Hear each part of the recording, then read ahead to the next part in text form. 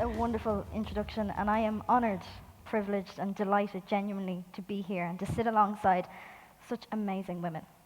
Anne told you a little bit about me, and as she said, I'm a PhD candidate in the School of Education. But as we're talking about social media, I thought I'd bring you back to my teenage years. For as long as I can remember, I have been obsessed with fashion. But in a very authentic way, clothes made me feel something. When I got up in the morning and what I took out of the wardrobe made me be confident or made me feel insecure. It had a very tangible impact on my person. But I was faced with challenges.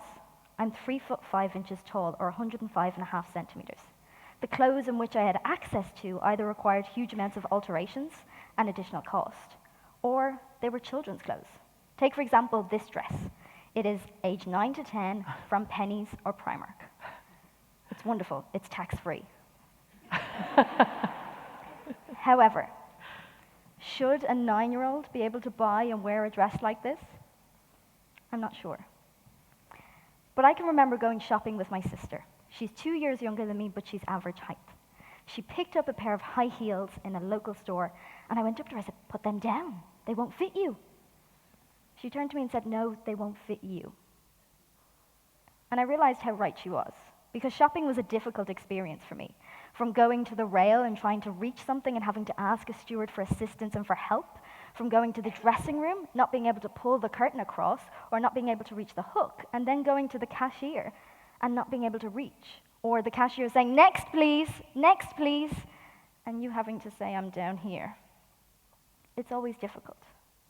And to be honest, when I looked at Vogue magazine or any magazine, it wasn't representative of me. I never felt included in the conversation. So my way in was through education. I would read The Business of Fashion, Draper's magazine, and The Gentlewoman.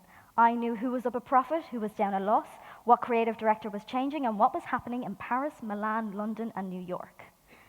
The people who heard about it were my family. Every evening.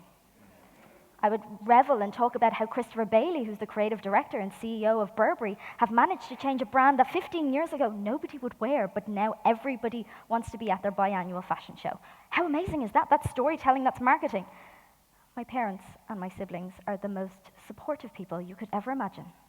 However, it gets to a stage where you cannot hear it anymore. "Please find a friend," they said. My friends were not interested.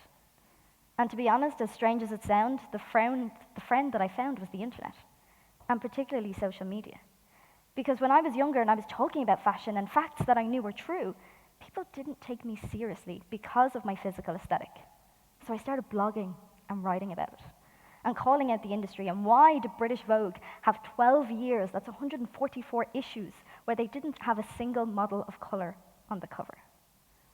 And I was able to point out those things. And thankfully, as my audience and presence grew, I had an opportunity where I could ask designers interviews for questions. To give you one quick example, I was walking down a very busy street in Dublin, I had lots of bags, and in front of me was an Irish designer who's based out of London called Paul Costello. I fangirled. I went up to him and tugged on the sleeve of his jacket. He turned around, "What child is annoying me?" And I was like, "Hello, Paul, my name is Sinead. I'm a massive fan. I think what you do is absolutely amazing. And you know what you've done for the Irish in London? It's just incredible." He was very nice. And he said, "Thank you so much. It's lovely to meet you." And on my way home, using Bus Éireann's Wi-Fi, I emailed info@paulcostello.com. "Hello, my name is Sinead. I've just met Paul. Could I please interview him? I have this little blog website thing with a kind of social media following." They were very kind and introduced me to his assistant. The first moment I met him when we did get to do the interview, he said, "Where can I sit that's comfortable for you?" He ended up sitting on the floor and I stood so that we were at eye level. We had an amazing conversation about fashion. And I typed it up, put it online, and sent it to his team. And they said, "That's great. Sinead, can we have your poster address, please? We'd love to invite you to Paul's show at London Fashion Week." Of course, I replied quite casually, "Yes, here is my address." While at home, I was like... I have been to London Fashion Week every season since. And if I could speak to 16-year-old me who really felt left out and couldn't even reach things in the local high street store and see what the internet has done for that individual, I think 16-year-old me would be really proud. I suppose the second wave of my involvement in social media came about with a headline with the New York Times. It read, "Mick Jagger's girlfriend had died." I couldn't believe it. The woman in question they were talking about was Loren Scott, who just happens to be a fashion designer, but more importantly, she is a woman. But the New York Times, which is America's paper of record, didn't think that she was important enough to list in the headline because her partner was more famous. I was pacing up and down the long hallway in my house, giving out about this. My sister turned to me and said, "If you're so annoyed, do something about it." I said, "I will." So I emailed lots of women who I deemed to be extraordinary and asked them if I could sit and have a conversation with them without sensationalism. I said, number one, I will not ask you about your husband. I will not ask you about your children. I will not ask you how you achieve a work-life balance. And I will not ask you about fashion and what you wear to work. Unless, of course, you're a fashion designer. And it's been amazing. I've had the incredible opportunity to interview Oscar nominees, the head of hospitals, people who are making changes, whose voices that we don't often hear from in the media, or when we do, we frame it in a really sensationalist way. And it's quite obvious from standing here in front of you today that I am a little person. And as well, social media and the internet has been a huge tool for me to talk about awareness and activism.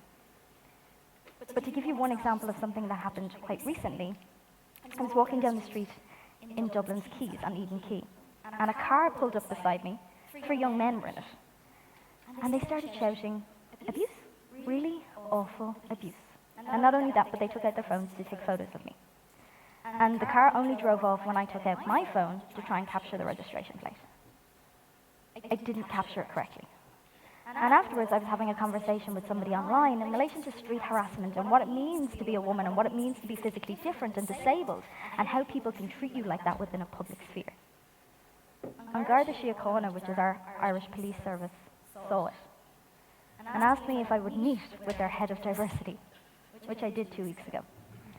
Having met them, in September I'm going down to Templemore, which is our Garda training college, to meet with the next generation of Gardaí to challenge their unconscious biases and to talk about things such as hate crime, which perhaps wasn't a crime 15 years ago, but now we need to address and see how it is that we police it and how we speak to people when they ring and say, "Somebody just took a photo of me." And they go, "And what?" And I'm like, "No, but see, the reason they took a photo of me is because I'm 3'5", and I'm afraid now it's going to be on some other network, or what's the caption going to say? So I hope change will come from that. One thing that I did last year which had a monumental impact on me personally was that I used Snapchat, a medium which lasts only 10 seconds long, which adheres to our 7-second attention span in 2016. But October is Dwarfism Awareness Month. And for the entire month, I asked strangers to send me questions that they may have about life as a little person, and I would answer them. To give you one example, a parent says to me, "My child saw a little person recently in the supermarket. She made a big fuss. I was embarrassed. I didn't know what to say. What should I do if that happens again?" I said, introduce your child to that person. Humanize the situation. If a child says, "Mommy, look at that little girl," which is always a good sign because lately I've been getting, "Look at that little old woman." Note to self, buy eye cream. If instead the parent or whoever guardian is with them says, "Yes, why don't you ask that little woman her name?" And I go, "Hi, my name is Sinead, what's yours?" And all of a sudden that child has a very different perspective as to what being a little person can mean. Because if you shush them and silencing them, you're telling them that there's something wrong with me. You're othering me in a way that perhaps you're not even aware of. But one of my favorite moments from this entire year, and it stems from my commentary online, was that I was invited to be the first guest on the Late Late Show of 2016. The Late Late Show is Ireland's biggest talk show.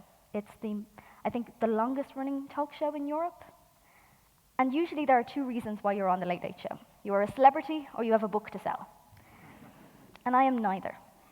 And to be given a platform on the biggest program on television to talk about language and diversity was a huge compliment. But from it, the most amazing experience occurred. I'm lucky that I get to go out into schools and workplaces and talk to them in relation to language and difference. But I received a letter just after the Late Late Show.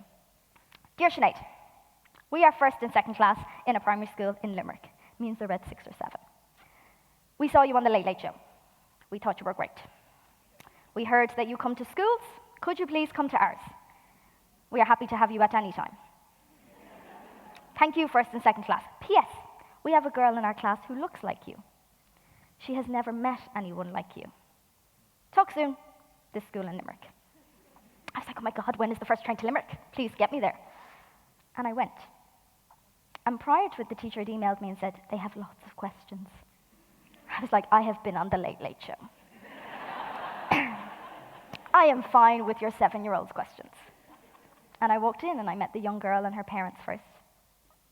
But I walked in and there was this sea of people, sea of 7-year-olds. And the hand went up. I was like, yes?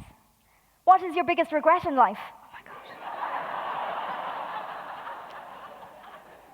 I was like, can I come back to you on that one? Yes, your question. And she said, you have achieved lots in life. What have you left to achieve and what do you wish you had achieved when you were younger? It was the most amazing experience of my entire life to get and meet those children, and I've been fortunate to go into lots of other classrooms since. But when we look at social media, often it can get a reputation of being very negative. But for me, whilst it's somewhat of an echo chamber at times, it has been a powerful force to amplify women's voices, particularly women whose experiences are different to society, to mainstream society. And I'm so lucky and so fortunate that it has such a monumental impact on my life, and I know for sure, I know for sure that I wouldn't be here today without it. I wouldn't know Anno D, I wouldn't know Silicon Republic, and it's been an honor and a privilege to speak with you today. Thank you so much.